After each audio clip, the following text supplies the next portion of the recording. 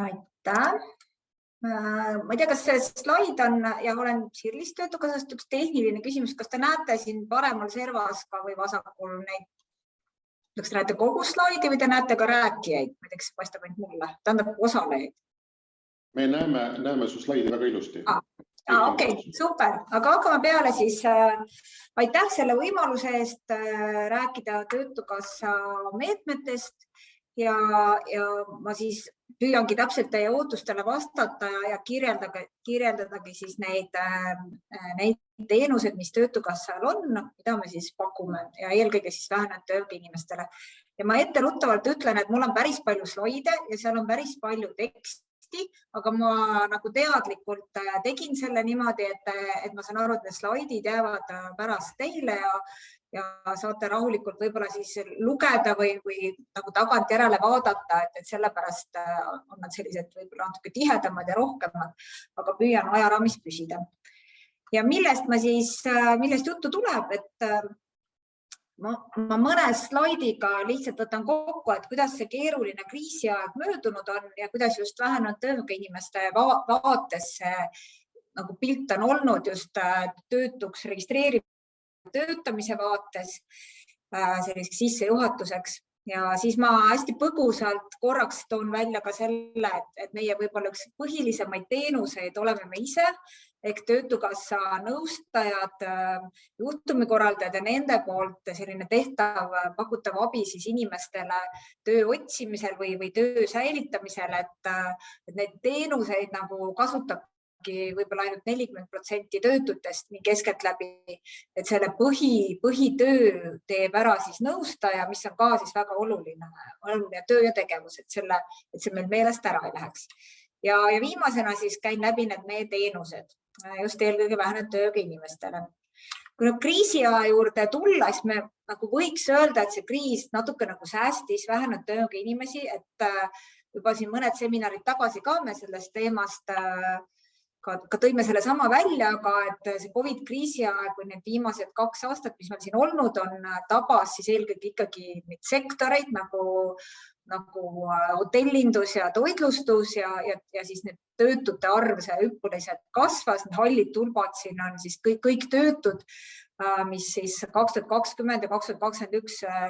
hüppas kõrgele üles, aga vähenenud tööga inimesed, mis on oranžid tulbad, nende töötus jäi suhteliselt samale tasemele, et natukene tõusis, aga siis nad ei ole need inimesed, kes siis esimeses järjekorras pidid võib-olla tööst vabanema, et tegelikult ikkagi pigem olid need siis kes töötasid vastavas sektoris, täna ka võib-olla noored, kes on tegelikult võib-olla kaotanud kiiremini töö, et selles mõttes, et see kriisiaeg ei ole ülemäära või väga suures mahus siis vähenenud tööga inimeste töötamist nii kriitiliselt mõjutanud, et pihta said natuke teised valdkonnad ja inimesed. Ja ka võib-olla, mis siin on, et kui meil siin töömereformi alguses, siin 2018, kõigi registreeritud töötute hulgas vähenenud tööga inimesi oli üle 3%, hästi suur osakaal, siis tänaseks on see osakaal rangenud alla veerandi ja seda tõesti sellepärast, et on väga palju teisi töötuid, noori ja sektoritöötuid. Et mis see nagu tähendab, ega numbriliselt on siis vähenenud tööga inimesed meil on täna kõik olemas, aga võib-olla siis, kui Töötukassa tööreformi ajal nagu hästi suures fookuses oli see, kuidas just vähenenud tööga inimesi tööle aidata, et see osakaal kasvas kiiresti, siis täna on see kuidagi juba selline tavapärane tegevus ja töö ja et on selline, et on tulnud jah, et see ei ole siis enam kõige suurem sihtgrupp töötute hulgas vähenenud tööga inimesed, aga sellest hoolimata kõik need teenused, kvalifitseerinud nõustajad on meil täna olemas, et me jätkame oma tööd, aga siis sellised muutused. Ja siin natuke ka töötu olemine lõpeb enamasti, kuidas see slaidist aru saada, et iga kuu inimesed lõpetavad töötuks olemise või siin on nüüd aasta vaates. Mis selle põhjuseks võib olla? põhjused võib olla erinevad, et see sinine tulp siin all ütlebki tööle rakendumine ja see nüüd puudutab vähenenud tööga inimesi ja nüüd me näeme tegelikult see punast joont üleval, et see põhjus, miks inimesed lõpetavad töötu olemine, mis ongi tööle rakendumine hetkel, kui vaadata nüüd alates 2016. aastast, on see isegi kõige kõrgem, et see rakendumine ikkagi on päris hea. Tänases olukorras inimesed leiavad töö ja ta võib-olla on siin mingisuguse 6 aasta perspektiivis isegi kõige kõrgem, et selles mõttes see üldine olukord läheb pigem nagu töötamise mõttes paremaks. Mis see kollane tulp on, et inimesed oma soovi lõpetavad töötuna arveloleku. See võib-olla natuke seotud töövõimereformiga, et puuduva tööga inimesed, kui inimene taotleb töövõime hindamist, ta võtab ennast töötuna arvele ja siis ta saab võib-olla puuduva töövõime ja siis ta lõpetab selle arveloleku, sest aktiivsusnõuet ei ole ja sellest võib-olla ongi selline enda soovil päris suur osakaal, aga see võib-olla tuleb sellest töövõime hindamise korraldusest ja muud põhjused on pensionile minek või kooli minek on väiksemas osatähtsuses, et ikkagi inimesed liiguvad tööle. Nüüd tulles juba teenuste juurde, et kui mõelda, et Töötukassal tegelikult on hästi palju teenused, ma pärast neid slaide siin ka näitan ja võib-olla inimene ei peagi teadma kõiki neid teenuseid, mida Töötukassa pakub, aga et kui meil tihti arvame, et vähenenud tööga inimene kindlasti tema vajab rehabilitatsiooni, tugiisikut ja et selleks, et tööle saada, et ta vajab küll neid teenuseid, aga kõige enam ta ikkagi kasutab täna nii nagu kõik inimesed karjääriteenuseid näiteks. Need karjääriteenused on meil avatud kõigile inimestele, nii töötavad inimesed, töötud inimesed võivad igal ajahetkel võtta ühendust Töötukassaga ja paluda siis nõustajat või kohtuda nõustajaga, et arutada, milliseid muudatusi oma tööelus teha, mis võiks olla sobivam töö tulevikus ja see karjääri nõustamine on justkui nagu igaühele meile võiks mõnel eluetapil hästi sobida, et koos nõustajaga siis läbi arutada, nõustaja ta on välja õppinud, oskab leida teie tugevusi, teie arengukohti, kindlasti oskab ta arvestada ka terviseteemadega, teab tööturu olukorda ja saab sellist nõustamist pakkuda, et täna ka vähenenud tööga inimesed kõige enam kasutavad karjäärinõustamist ja see on tõesti siis nii töötavatele kui töötutele, et kõik inimesed võivad, kes mõtlevad, et äkki ma tahaksin tulevikus midagi muud teha, et seda kasutada. Ja siis on see oranž on koolitused, et mis on Töötukassas üldiselt ka kõige suurem teenus, et nii töötutele inimestele, võib-olla ongi töötutele inimestele, et see koolituste osakaal on hästi suur. Ja siis tulevad hallid, on need vähenenud tööga inimeste teenused, millest me räägime, erinevad nõustamisteenused, psühholoogiline nõustamine, võlanõustamine, sõltuvusnõustamine ja muud teenused. Aga et siis jah, et siit see, et hästi populaarsed on karjääriteenused, igasugused ja koolitused. Nüüd, kui mõelda nendele vähenenud tööga inimestele eriteenustele, siis siin ongi võib-olla nende aastate jooksul, kui me tööreformiga 2016 alustasime, kõige suuremaks kasvanud tööalane rehabilitatsioon, millest tuleb ka juttu, ja teine siis kõige suurem teenus või toetus, me kasutatakse töölisetoetus. Ka kogemusnõustamine, see kollane siin tulpades siis on ka kasvav mahuga teenus, sellest tuleb meil juttu ja selline hästi oluline teenus, mida inimesed järjest enam julgevad kasutada, nõustajad järjest rohkem. Ja see on siin pildil ka saanud sellise 3. koha ja natuke väiksema mahuga on abivahendid, töökoha kohandus, tugiisik ja kaitstud töö. Nüüd võib-olla mida siit slaidi pealt veel võib märgata on see, et 2018, 2019, et see teenuste kasutamine järjest nagu kasvas, et inimesed, nõustajad oskasid neid vajadusi märgata, inimesed oskasid küsida, siin paljud teenused on töötavatele inimestele, mitte ainult töötutele ja 2019 oli see hulk inimesi, kes siis kasutas neid erinevaid teenuseid kõige suurem. Ja siis tuli COVID-kriis, mis tegelikult järsult siis vähendas nende teenuste kasutamist, et üldse ühiskond oli lukus. Inimesed võib-olla ise ka ei kippunud minema näiteks rehabilitatsiooniteenusele, mis siin ka päris kõvasti kukkus. Päris kinni olid teenused võib-olla lühiajalised, see 2019, kui see kriisi algushetk oli, aga tegelikult siis väga kiiresti nad kõik on uuesti avatud, aga on sellist pelglikkust on tunda, et eriti sellist näost nagu teenused inimesed natuke vähem on kasutanud ja 2021 ei ole veel terve aasta statistika, aga me näeme, et me nagu see kriisiaeg on mõjutanud ka seda, et inimesed on natuke tagasihoidlikumad neid teenuste kasutamisel, eriti siis näiteks rehabilitatsiooniteenus, kuhu tõesti peab sinna asutusse kohale minema ja seal kohal käima, bussiga sõitma, seal keskuses olema, et kuigi need mahud ja kõik on endiselt sama suured ja valmisolek teenust pakkuda ja teenuse osutajad on olemas ja ressursid on olemas, et siis me kuidagi vaikselt nagu püüame siis mõista, et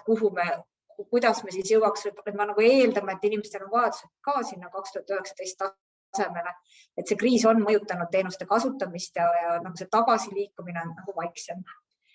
Nii, aga läheme siit edasi siis juba sisu juurde, et üks slaid sellest nõustamise teemast, et Töötukassas siis igal pool, igas maakonnas on osakonnad, Tallinnas on neid 4 bürood, Ida-Virumaal ka mitu tükki, väiksemates osakondades 1, kus siis võib-olla sinna kõige tähtsam võtmeisik on nõustaja. Seal on erineva nimetusega nõustajad, on töövahenduskonsultandid või juhtumikorraldajad ja siis need juhtumikorraldajad 2, kes siis endiselt on sellise suurema ettevalmistusega, et mõista paremini vähenenud tööga inimest, erinevaid piiranguid ja kuidas nende vajadusi, et on igas maakonnas olemas ja see koostöö nõustajaga on ka väga oluline nagu teenus, et mõned inimesed liiguvadki tööle ainuüksi tänu sellele, et neil nõustaja abiga nagu suudeti see töö leida ja inimene mõistis, mis on talle parim võimalik töö. Ja mis on muutunud, on need paindlikud nõustamisviisid, et tänu sellele koroona ajale, et kui varem oli ikkagi väga levinud või peamine nõustamisviis oligi silmast silma kohtumine Töötukassa büroos, siis täna on oluliselt suurem osakaal telefoni teel nõustamisel või ka siis videonõustamisel ja ka e-nõustamine, et mõned kliendid siis kasutavad sellist e-päevikut või e-keskkonda Töötukassa kodulehel ja sealt kaudu siis suhtlevad oma nõustajaga. Ja need meetodid, telefon ja videokõne on sellised, mis on tulnud selleks, et jääda ja inimesed on erinevad, inimesel on ka selline valikuvariant, et on inimesi, kellele väga sobib see telefoni teel nõustamine ja see, et ta ei pea sinna kontorisse minema ja on inimesi, kes eelistavad sinna kontorisse minna ja ka nõustaja siis aitab koos mõelda, et milline nendest kanalitest on inimesel kõige sobilikum. Nii, aga liigume teenuste juurde, et Töötukassa teenuste pakett on hästi suur ja võib-olla inimesed ei peagi neid kõiki meelde jätma, et see kõige tähtsam kontakt ongi see Töötukassa nõustaja, et kui te olete töötavad inimesed või siis töötud nagunii neil on oma nõustaja ja nõustaja tegelikult aitab mõelda, et milline see võiks see sobiv teenus olla. Ja see ongi võib-olla kõige tähtsam, et ei ole nagu üldse vaja kõiki neid 50 erinevat versiooni nendest teenustest endale meelde jätta, mis siin Töötukassa vaates võimalik on saada. Aga me ise oleme neid jaganud sellisteks üldisteks teenusteks, mis siis on kõikidele töötutele või ka osaliselt töötavatele inimestele, mida võivad ka kasutada vähenenud tööga inimesed, et on sama nõustamine, millest ma rääkisin, koolitus, ka ettevõtluse alustamise toetus, mida ka vähenenud tööga inimesed kasutavad. Siis on võib-olla palgatoetused väga erinevad ja ka vähenenud tööga inimestele tööle liikumisel, noortele, pikalt töölt eemal olnud inimestele. Tööharjutus, vabatahtlik töö, psühholoogiline võla sõltuvusnõustamine ja ka sellised individuaalsed lahendused, et siin on siis need teenused saavad siis ka põhiliselt töötud kasutada, aga ka töötavad näiteks nagu karjäärinõustamine. Ja vähenenud tööga inimeste teenused, millest meil tuleb juttu, mis siis on ainult vähenenud tööga inimestele, et need, kellel siis töövõime piiranguid ei ole, et need teenused kasutada ei saa. Ja on ka hüvitised, töötuskindlustushüvitis, koondamishüvitis ja nii edasi ja on ka töötuste ennetavad meetmed, et inimesed, kes õpivad, aga tahaksid näiteks, neil on ka tervisest tulenev vajadus ümber õppida või lõpetada, omandada näiteks mõni tasemeõpe, kutse või kõrghariduskvalifikatsiooni omandamine, ka tööandjatele koolitustoetuse taotlemise võimalusi. Et see pakett on hästi kirev ja võib-olla parim soovitus siin ongi, et kui te tunnete, et äkki Töötukassa saaks teid aidata, lihtsalt võttagi Töötukassa kohaliku bürooga ühendust ja kohtuda nõustajaga, kes siis aitabki mõelda, et mis see parim variant on ja orienteeruda nendes teenustes. Ja me võime ka neid jagada nii-öelda tööotsija, töötaja ja tööandja vaates, et on teenused, mis siis on ainult töötutele, on teenused, mis on ka töötavatele inimestele, ka tööandja saab abi ja tegelikult siis on hüvitised ja toetused, mis siis on ka töötavatele või töötutele selline sõltuvad, mis nende nimi parasjagu on. Aga liigume nende vähenenud töövõimega inimeste teenuste juurde ja võib-olla siin iseenesest selles paketis, mida me 2016, kui algas reform välja töötasime, väga palju muutusi ei olegi olnud. Me oleme neid küll sisemiselt muutnud, aga see loetelu on nagu sama, et tööl on abivahend, tööl on rehabilitatsioon, töökoha kohandus, kogemusnõustamine, kaitstud töö. Nii, nüüd minult kõik kraam peidab, mis ei näe, mis mul siin üles tuli. Ja töölised toetus. Ma arvan, et siis seal on abivahend, töölised toetus, kaitstud töö, tugiisikuga töötamine ilmselt. Aga vaatame neile korraks otsa, siis, mis need teenused on. Kõigepealt oluline, et see vähenenud töövõime endiselt siis on siis eeltingimus selleks, et neid teenuseid kasutada ja inimesed siis kas endiselt on siis töökaotuse protsent või siis on ka mõni hulk inimesi, kes ongi määratud invaliidsusgrupp riiklik elatusraha seaduse alusel või siis on inimesed tuvastatud osaline või puuduv töövõime või tal on puue määratud, et kõik siis sellises staatuses inimesed võivad neid teenuseid kasutada, et see on eeltingimus. Et inimesel, kellel lihtsalt tervisekahjustus, aga ei ole puuet määratud ega osalist töövõimet või puuduvat töövõimet, nemad nagu peaksid alustama siis sellest töövõime hindamisest, kui on just nagu võib-olla vajadus nende teenuste järele. Aga tugiisik, et esimene teenus siis tugiisiku töötamine ja sinna selline pikka aega osutud teenuse, see võti siin juures siis tugiisik ei pane kätt külge nii-öelda, ta ei ole isiklik abistaja, aga tema põhiroll on selline motiveerimine, suunamine, täiendav juhendamine, võib-olla sisseelamisel, kui inimene läheb uuele tööle ja ta vajab rohkem abi tööülesannete õppimisel või ka siis sellise tööalasel suhtlemisel, või ta vajab siis ka juhendamist ja märkamist kogu selle tööaja, et see on selle tugiisiku roll. Ja tavaliselt enamus juhtudel on see tugiisik kaastöötaja, kes on seal siis kogu aeg seal töökohal olemas. See tugiisik võib ka olla keegi väljaspoolt inimene, on ka juhtumeid, kus on pereliige või siis ka on üksikuid juhtumeid, kus on tugiisiku teenuse osutaja mõni juriidiline isik, aga valdavalt on siis kaastöötaja töökohalt. Ja siin on näited, et inimene töötab köögis, on abitööline, teeb seal mingisuguseid protsesse, ma ei tea, hakib juurvilju ja nüüd ta võib-olla ise ei mäleta, mis see tema järgmine tööülesanne võiks olla, et siis see kõrval olev töötaja aitab, tuletab meelde, et nüüd mine tee seda järgmist tööd. Et sellised valdavalt siis vaimse tervise raskustega inimestele, aga võib ka olla muid teemasid, aga oluline siis on, et tegemist ei ole isikliku abistajaga töökohal, vaid tugiisikuga. Ja siis tugiisik ei tee inimese eest tööd ära, ehk kui seal on mingi töölõik, et tuleb tõsta midagi või tõsta kaste või teha mingi tööprotsesse, mida inimene ise ei saa teha, siis tegelikult tugiisik ei tee poolt tööd inimese eest ära, et siis peaks tööandjast töökorraldust näiteks muutma või mõni teine töötaja seal mõningad töölõike tegema, et kui on selline mure. Ja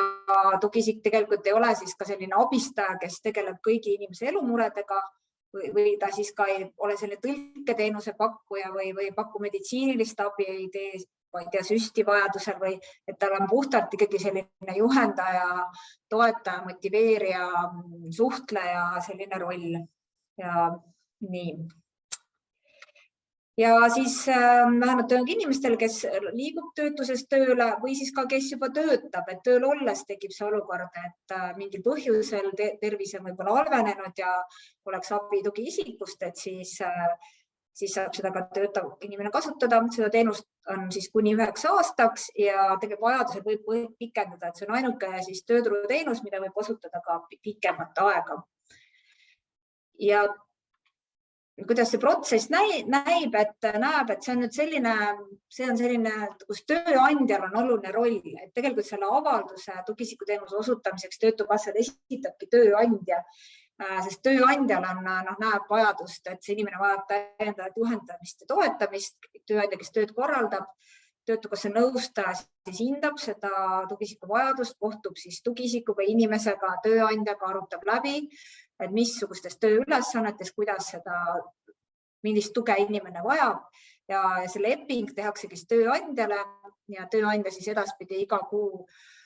näitab ära, millistel tööpäevadel inimene tööl oli ja siis vastavalt siis sellise rahastusvalemi järgi makstakse tööandjale toetust ja see toetuse suurus sõltub, kui suure koormusega inimene töötab ja kui suures osas päevast ta juhendamist ja tuge vajab, et kas terve päeva 75% osust tööajast või 50% tööajast, et selles mõttes see tasu tööandjale on erinev ja tööandja siis ise juba siis toetab seda tugiisikut, kas ta maksab talle toetust või muul moel toetab, et seda otsustab tööandja, et see toetusskeem on nagu läbi tööandja. Et mida siis inimene tegema peaks, kui inimene ise tunneb, et ta vajab seda tuge, siis ta peaks suhtlema oma tööandjaga või kui ta liigub töötusest tööle või meil arvel liigub tööle, et siis võib-olla on juba juhtumi korraldajaga kokku lepitud, et tugiisik võiks aidata. Nii, liigume edasi, abivahend. Abivahendi puhul Töötukassa, te kindlasti olete ise hästi kogenud ja teate, kes abivahendit kasutab, et Eestis neid abivahendeid võib saada erinevatest kohtadest. Meil on tervishoiusüsteem, annab teatud abivahendeid, hästi suur roll abivahendite puhul on Sotsiaalkindlustusametil, ehk siis need abivahendid, mida inimene vajab kogu aeg oma igapäevaelu toimingute tegemiseks, on need kuulmine või nägemine või liikumisabivahendid, et neid annab Sotsiaalkindlustusamet. Ja nüüd tekib küsimus, et mis abivahendid siis Töötukassa annab. Et Töötukassa puhul on see fookus hästi selgelt tööülesannete täitmisel. Et kui inimene nende tööülesannete täitmiseks vajab mingisuguseid seadmeid või abivahendeid ja ta ei saa seda tööd muidu teha, et ta igapäevaelus neid ei vaja, aga seal töö juures selle töö tegemiseks vajab, et siis on see Töötukassa valdkond nii-öelda ja oluline on siis siin, mida me alati vaatame, ongi see, et kas see abivahend on selline, mida inimene tegelikult vajab kogu aeg ka pärast tööd, et siis ta on ikkagi selline sotsiaalne igapäevaelu abivahend ja teine on see, et kas see on äkki tööandja enda vastutada, et nii-öelda ergonoomiline laud ja tool on iga tööandja kohustus tagada, mida Töötukassa teeb, vaatab, kas on midagi lisaks, et on mingit väga erilist lauda või tooli või seadet vaja, et mis tavatöötaja ei vajaks. Et need kahte poolt me siis vaatame, et mis need kas siis abivahend on see, mida Töötukassa saab inimesele anda kasutada või mitte. Ja siin on jälle siis kas juba töötav inimene või tööle asuv inimene. Kuidas protsess käib, kas siis inimene on töötuna arvel, tööandja saab juhtumikorraldajaga abivahendi teemat arutada või siis ta juba töötab ja kas inimene ise märkab või tööandja märkab, siin nagu vahet ei ole, kumb võtab Töötukassaga ühendust. Jällegi siis Töötukassa nõustaja tuleb sinna töökohale, suhtleb inimesega, suhtleb tööandjaga, püüab siis aru saada, et kas need tööülesanded, mis inimene teeb, et mis see abivahend üldse olla võiks, mida ta vajab ja vajadusel kaasatakse siin ka ekspert, sest abivahendi maailm on väga keeruline ja me võib-olla ei tule kohe selle pealegi, et mis võiks aidata inimest. Ja siis abivahendi kasutamise leping sõlmitakse töötajaga või tööandjaga kuni 3 aastaks, see natuke sõltub, mis asi see seal nagu on, see abivahend, aga mõlemad erandid on võimalikud. Ja võib-olla erisus siis sotsiaalsetest abivahenditest või neid, mida haigekassa annab, et töötukassa annab selle abivahendi inimesele kasutada ja see on selles mõttes inimesele tasuta, siin oma osalust ei ole, aga see ei ole inimese oma, et kui ta näiteks töösuhe lõpeb, siis töötukassa võtab selle abivahendi tagasi ja kui inimene võib-olla jätkab samasugust tööd, siis ta annab selle uuesti kasutada. Kui inimene läheb hoopis teisele tööle, siis ta ei pruugi seda abivahendit üldse vajada, sest see sõltub hästi, mis tööd inimene teeb. Ja töötuksel on oma väike ladu olemas, kus me neid siin hoiame ja võime anda ka siis taaskasutusse neid olemasolevaid abivahendeid, et see natuke siis erineb sellest teistest süsteemidest. Aga et natuke sellest maastikust paremini aru saada, siis mõned näited, et milliseid abivahendeid siis me oleme kasutada andnud. Siin on siis lugemisteleviisor, mis siis on näiteks nägemispuudega töötajatele, tõlkijatele oleme andnud, raamatukogutöötajatele, õpetajatele, raamatupidajatele, et siis suurendab teksti, nagu te ilmselt ise ka taipate ja võib-olla osad teist kasutavad. Ja et see on siis, ja on ka olnud suurem monitor, et mis on siis suurem monitor selle tõttu, et tavatöötaja kasutaks väiksemat monitori, aga siis vähemalt tööga inimene vajab suuremat monitori näiteks. Siis siin on lihtsamad asjad, digitaalne luup, käsiluup mõningate, kus seda suurendamisvajadust, teksti suurendamisvajadust võib-olla ei ole kogu aeg vaja, on ainult osades töölõikudes, et siis ka sellised luubid aitavad. Ja siin on nüüd toodud ka kommentaar nagu erisus jälle, et näiteks prille töötukassa ei eralda, sest ma arvan, et prille vajab inimene ka siis, kui ta üle koju läheb või poodi läheb või et see on nagu selline sotsiaalne abivahend või siis ka inimese enda vastustada, aga kui ta tööülesannete puhul seda luupi vajab, et siis seda jälle annab töötukassa. Siin on siis tekstituvastusprogrammid, ekraani lugemisprogramm või ekraani suurendusprogramm, mida on kasutatud, nägemislangusega inimesed on kasutanud. Ja siin on üks näide, et kus tekstituvastusprogrammi ja skaneerimise kaamera siis on võimaldanud õppejõul, kes kirjutab artikleid, raamatuid, annab loenguid, et on võimaldanud tal tööd teha. Aga need jälle raamatupidajad on need programme kasutanud, ettevõtlusega tegelevad paljud teised töötajad, kes siis, kellel on väga palju sellist arvutiga tööd. Siis siin on nüüd füüsilised piirangud, et inimesed, kellel on siis seljavigastus või kätetakk koormuslangus, et ei saa tõsta siis raskusi, et siin on näide siis inimesest, kelle käte kasutamine on raskendatud ja ta on saanud siis tõstelaua, et siis mööblit kokku panna, käru, et saaks detaile transportida ja need töölaua taga tõsta. Et kui te neid abivahendeid vaatate, et siis see tõstelaud või käru, et siis esimese hooga nagu ei ütleski, et see on abivahend ja see tegelikult ongi ostetud tavalisest tööriistapoest, mitte abivahendi firmast, et võib-olla töötukassa mõttes see abivahend ei olegi midagi sellist väga tihti, mida abivahendi ettevõtted pakuvad või sest üldiselt need asjad on sellised igapäeva abivahendid, et meie puhul nad pigem ongi sellised teistsugused tööriistad tihti, mis tavaelus võib-olla ei ole abivahend, aga see töötaja siis, kui tavatöötaja seda tööd teeks, siis tema jaksaks ise neid detaile tõsta ja tal ei ole vaja sellist seadeldist, aga kuna siis konkreetne inimene oma tervisekahjustuse tõttu ei saa seda ülesannet täita, siis tema vajab seda abivahendit ja töötukassa siis seda siis on talle ka soetanud või nagu kasutada andnud. Siin on paremal pool on saab aru, et tegemist on kassaga ja kui nüüd ratastooli kasutaja töötab kassapidajana, siis tema tool on madalam kui see kassa ja kuna kassat ümber ehitada on keeruline, siis tehtigi selline tõstealus, et inimene saab siis oma ratastooli kõrgust sobitada, et seal kassas töötada. Või siis kohanduse alla minev all vasakul on üks trepiplatvorm tõstub, et inimene saab just tööruumides liikuda, et kuna siin on selline trepp. Ja on siis arvutiga tööks, on siin erikujuline hiir, siis on hääl silmadega juhitav arvuti, suurte klahvidega klaviatuur ja siin on siis kõnelevad tooted, kõnelev mõõduliit, kõnelev kalkulaator, kõnelev taimer, need on siis massööridel sellised tööriistad, kõnelev vererõhuaparaat mida siis ka on kasutada antud. No, siin on ka siis nüüd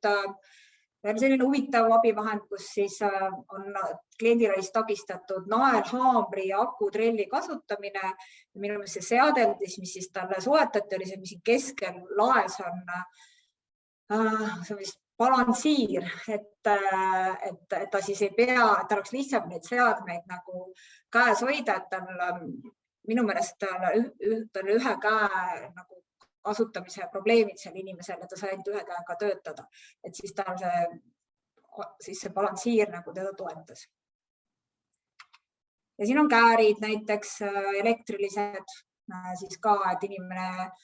ei saanud tavakääridega lõigata enam ja on elektrilised käärid, see koormus kätele on tal siis oluliselt väiksem.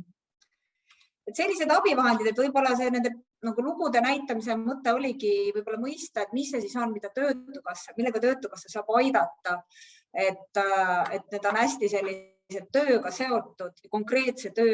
tööülesannete ja et tõesti seda ülesannet inimene ei saa oma tervisekahjustusega täita, aga see seadeldis aitaks teda, et ta saab jätkata töö tegemist ja see on abivahendite teema. Nii, liigume edasi, et püsiks ajaraamis. Tööruumide vahendite kohandamine on natuke analoogne nagu see abivahendite teema, aga samas siiski me teeme aastas võib-olla 10 kuni 20 kohandust, see on selline hästi, mitte nišitoode, aga pigem siis selline vähem kasutatud täna ja kuna siin on siis, kui inimene siis töö tegemist takistab seal töökohal, siis see töökeskkond ja see vajaks nagu muutmist ja need töövahendid ligipääsetavaks tegemist, et see eeldab sellist ehitustööd. See on nüüd töötav vähenenud tööga inimene ja see peab olema siis tema töösuhe vähemalt 2 aastat ja see, kui Töötukassa siis sellest ehitustööst või mida seal on vaja paigaldada, hüvitab siis tööandjale kas 50 kuni 100%, et seal on erinevad asjaolud, mida me arvestame. Ja see kohandus käib siis tööandja kaudu, sest üldiselt need pinnad on tööandja omad ja tööandja siis ise peab olema huvitatud selle kohanduse tegemisest, teeb siis nagu avalduse, Töötukassa siis täpsustab, mis see kohandus siis ikkagi on seotud selle erivajadusega ja siis tehakse tööandjaga leping ja tööandja teeb selle kohanduse ära, ehk tellib siis selle remonttöö nii-öelda, mis seal on vaja teha ja Töötukassa hüvitab siis vastavalt kas kokkulepitud osakaalus selle maksumuse. Ja need on olnud, mõnikord on vaja uksi laiemaks ehitada, lihtsamad tööd on käsipuude panek, uksed või WC uks laiemaks ja sellised võib-olla ka tööruumides õuest treppidest sissepääsu, mingisugused mademid, et need kohandused on sellised ja natuke spetsiifilisemad, et kui abivahend oli kasutada antav ja saab pärast tagasi võtta, siis kohand nõuab sellist suuremat juba pealehakkamist nii tööandja vaates kui Töötukassa või kui ka see aeg on pikem, aga need on nagu võimalikud, et kui see keskkond või tööruum vajab nagu juba sellist ehituslikku sekkumist. Nii, ja siin on üks näide ka, et töökoha sissepääs ja WC kohandamine liikumispuudega töötaja ligipääsetavaks ja ka nägemispuudega inimestel on siis vaja väikest täiendavat valgustust või reljeefseid märgistusi, et ka selliseid teemasid on siin olnud. Nii, lähme edasi, kogemusnõustamine. Üks enam kiiremini kasvavaid teenuseid, mis meil on ja et seda kogemusnõustaja on siis, kõigepealt see nõustaja ise on inimene, kellel on siis ka samasugune analoogne tervisekahjustus, kellel on siis juba taastumise kogemus ja ta on saanud ka vastava koolituse, nõustaja koolituse ja inimene, kellele see teenus võiks sobida, et ongi, kes siis vajab tuge sellise taastumise teel, et kas on siis motivatsiooni, enesekindluse suurendamine, tegelikult ka selleks tööeluks ettevalmistamine, ka selle tervisekahjustusega toime tuleks igapäevaelus, et ta on selline hea kaaslane ja inimese toetamine ja motiveerimine ja sellise oma kogemuse pinnalt või siis oma kogemusele toetades, siis kogemusnõustaja omakorda saab toetada inimest. Ja täna meil kasutab kogemusnõustamise teenust valdavalt töötud ja tegelikult see teenus on lubatud ka töötavatele inimestele. töötavad inimesed, väga harva on seda Töötukassalt küsinud või meieni jõudnud, et kui siin kuulata hulgas on töötavaid inimesi, siis kindlasti võite võtta ühendust Töötukassaga ja kui te tunnete, et te vajate sellist nõustamist või tuge, et olete natuke puntrasse jõudnud oma elu või tervis on hakanud halvenema ja täpselt ei tea ka, et kuidas ma nüüd edasi seda tööd teen, ja kuidas ma üldse saan hakkama oma igapäevaelus, et siis kogemusnõustaja võib olla üks võimalus, aga võivad ka muud teenused sellisel juhul aidata, et mõelda, et kuidas siis edasi. Nii, ja seda kogemusnõustamist samamoodi siis põhiline skeem kõigile teenustel ongi, et tuleb võtta Töötukassaga ühendust, pannakse aeg nõustaja juurde, nõustajaga koos arutatakse, et mis võiks olla mis see takistus ja mure on ja milline teenus võiks aidata ja pärast seda siis kogemusnõustajate puhul inimene saab ise valida endale sobiva teenusosutaja. Meil on siis Töötukassa kodulehel on neid teenusosutajad kirjas, meil täna on neid vist üle 60 teenusosutaja ja üle 150 nõustaja vist on, et ma hästi mäletan peast ja inimene siis saab ise valida nende hulgast, et kelle juurde ta tahaks minna seda teenust kasutama. Ja kogemusnõustaja ilmab erinevaid töötamise kogemuse jagamist, ka teadmist ja sellist elukogemust vahendada, et kuidas igapäevaelus paremini toime tulla, ka emotsioonidega toimetulekut ja sellist tuge, motiveerimist ja julgustamist, ka terviseteemadega toimetulekut, et mis need teemad võivad olla, et mida omavahel saab jagada ja nõustaja saab toetada. Ka abivahendi alast teadmist, et kuna kogemusnõustaja on ise siis sellel maal kogemusi omandanud ja teab sellist praktilist infot ja oskab ka soovitada, julgustada, et siis kõike seda ta saab ka siis inimesele pakkuda. Ja siin ongi seesama, et motiveerija, toetaja taastumise teel oma kogemuse pinnalt.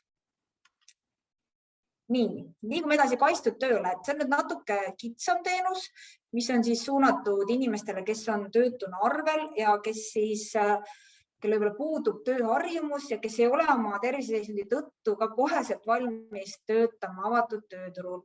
Ja enamasti on siis raske ja püsiva psüühikahäirega inimestele, intellektipuudega inimestele, peakahjustusega inimestele, võib-olla ka liitpuudega inimestele. Ja et kui üldjuhul inimesed liiguvad tööle Töötukassa erinevate teenustega, siis see kaitstud teenus on võib-olla kõige üks pikemaid, ta on täna siis 2 aastat kestev teenus, kus siis inimene siis teiseks aastaks ikkagi peaks liikuma avatud tööturule, aga nõuab sellist pikemat või vajab sellist pikemat harjutamise aega. Ja tänane see kaitstud teenus ongi 3-etapiline, et esimesed 4 kuud selline harjutamine teenuse osutaja juures ja arusaamine ka, et mis see sobiv töö on, selle väljaselgitamine. Edasi siis on juba töötamine kaitstud tingimustes, kas teenuse osutaja juures või teenuse osutaja on leidnud selle võimaluse kuskil tööandja juures ja lõpuks siis koos ka sinna avatud tööturul liikumine ja teenuse osutaja siis jätkab seda toetamist, et inimesed töölt kohe välja ei langeks. Aga et me jälle teame ka, et Sotsiaalkindlustusamet osutab sellist pikaajalist kaitstud tööd puuduva töövõimega inimestele, et Töötukassa siis lühiajalist kaitstud tööd osalise töövõimega inimestele, et siin on ikkagi see perspektiiv on, et inimesel on võime liikuda avatud tööturul, aga ta vajab alguses suuremat tuge või ka on keerulised võrgustiku küsimused, siin tuleb välja omavalitsusega töö, koostöö, võib-olla need tugiteenused kohalikul tasandil ei ole kättesaada, nende kättesaadavust samal ajal. Aga see on üks võib-olla sellised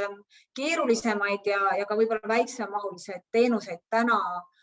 mida Töötukassa pakub, aga et siiski ta on olemas ja me oleme seda natuke muutmas seda teenust võib-olla rohkem selliseks tööturule orienteeritumaks, kui ta täna on. Ja meil on 2 teenust veel, tööllise toetus ja rehabilitatsioon. Tööllise toetus on siis Töötukassa hüvitab siis tööle sõiduga seatud lisakulud, mis on vähenenud tööga isikul, sellepärast, et ta saab kasutada oma puude ja tervise tõttu ühistransporti. See on siis nii osalisega puuduva tööga inimene ja kõik need töösuhted, tööleping, võss, FIE, äriühingu juhatuse liige on olemas. Toetust makstakse siis 0,93 € kilomeetri kohta, kuid mitte rohkem kui 26 € ühe päeva kohta ja mitte rohkem rohkem kui 300 eurot kuus. Ja see on siis 3 aasta jooksul 12 kuu eest. Ja siin on hästi palju küsimusi, et mis siis ülejäänud kuudel saab, et tegelikult see toetus loodi kunagi mõttega, et tegelikult seda sotsiaaltransporti, sealhulgas ka tööle sõiduks on siis sotsiaalhoolekande seaduse järgi on kohaliku omavalitsuse kohustus. Ja see töötukassa meede on siis selline lisameede, et mida me pakume. Ja pidi olema kunagi ajutine, aga nüüd on pikem aeg see. Nii, ja töötav inimene esitab avalduse, töötukassa nõustaja hindab siis seda vajadust ja seda toetust makstakse siis tööandja esitab igakuiselt tõendi töötatud päevade kohta ja töötukassa siis selle alusel maksab isikule toetust. Siin on üks näide ka, et klient ei suuda liigesjäikuse valu tõttu kõndida bussipeatuseni, mis asub kodust umbes kilomeetri kaugusel ja tööl käimiseks peab siis inimene kasutama oma sõiduautot ja siis lisakulude hüvitamiseks makstakse talle töölisuse toetust. Ja viimane on siis rehabilitatsiooniteenus, mis on siis selline kompleksne ja mitmekülgne teenus ja mis aitab siis inimest, kellel ongi väga erinevad vajadused üheaegselt ja teenust osutakse nii töötutele kui töötavatele inimestele. Inimene saab sinna suunata 9 aastaks, keskmiselt on ta seal 8 kuud ja rehabilitatsioonimeeskond teeb inimesele tegevuskava, seal eesmärk ja tegevused on siis kirjas, mida inimene siis, milliseid teenuseid ta selle rehabilitatsiooniprotsessi ajal kasutab. Ja jälle see, kuidas inimese teenus saab jälle samasugune, tuleb võtta töötukassaga ühendust, jälle nii töötu kui töötav inimene, nõustajaga koos siis hinnatakse rehabilitatsiooniteenuse vajadust, seatakse ka eesmärk, mõeldakse, et miks inimesed, mis muutust oma elus siis soovib, kas toimetulekus, tööle liikumisel, motivatsiooniga seotud muutused ja jälle inimene valib siis töötupartnerite seast sobiva teenuse osutaja ja registreerib end sinna. Ja need rehabilitatsiooniteenuse partnerid on meil tõesti igas maakonnas üle 80 teenuse osutaja, et need valikut on hästi palju. Ja see on selline vana teenus juba teada teenus, et meil on ka sotsiaalne rehabilitatsioon, aga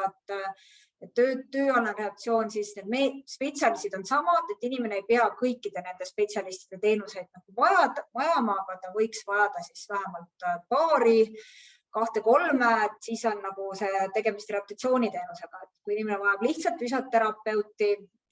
mingil põhjusel, et siis on mõistlikum ainult seda ühte teenust, on ta mõistlikum siis suheldama perearstiga või taastusraviarstiga, et siis see nagu ei ole selline rehabilitatsiooni teema, et rehabilitatsiooni mõte on just kompleksne teenuste vajadus. Kõiki neid teenuseid saab ka ühekaupa, kogemusnõustaja pakub töötukassa, psühholoogi pakume ka ühekaupa, sotsiaaltöötaja teenus on omavalitsuse tasandil, füsioterapeuti pakub ühekaupa tervishoiusüsteem, aga kui see on kompleks ja fookus on see tööle saamine või tööl püsimise toetamine, et siis on see tööalane rehabilitatsioon. Ja rehabilitatsioon on alati tervik, et mis siis, et selle nimi on tööalane, tööalase pool alati on fookuses siis see töötamine, et kas see on töötamine on tagatud, kas on seal vaja töö säilitamisega tegeleda või töö leidmisega,